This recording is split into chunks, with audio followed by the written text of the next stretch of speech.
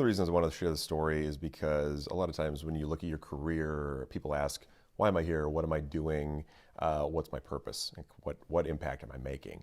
I recently ran into a situation that really spoke to me, really touched me, and really was a reminder of why I do what I do.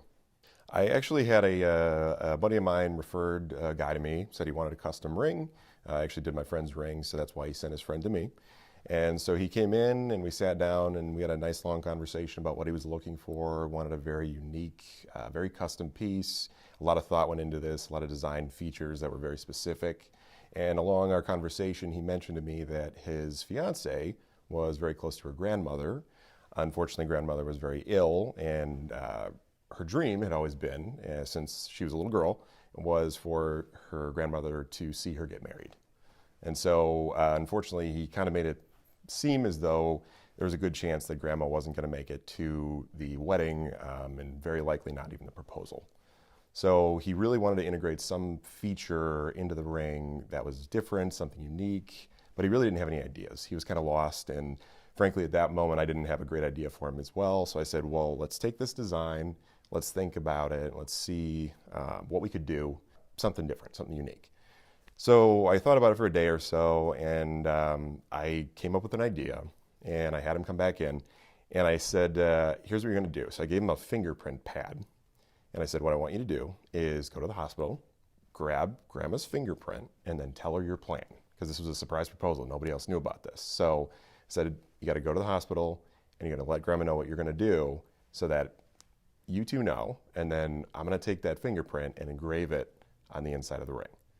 And so he went that day, ran over to the hospital, came back maybe an hour later, and was just beaming because she loved the idea. He was super excited about it. So I ended up taking about a month and hand engraving grandma's fingerprint on the inside of this ring.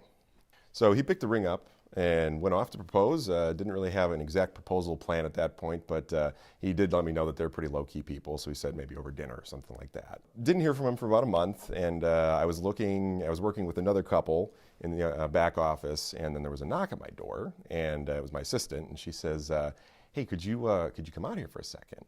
And I said, well, I'm working with somebody, and she said, could you please just come out here for a second? You really need to come out here. So I left the office, came out in the showroom, and there's this group of people standing in my front entranceway. And I'm looking, I didn't really recognize anybody, and then all of a sudden, he stepped out from kind of behind a few of the people, and I realized it was the fiance. He had proposed, and it was obviously successful, but it was actually her whole family came to thank me for making this ring, only because he had proposed, and then he had revealed what we had added on the inside.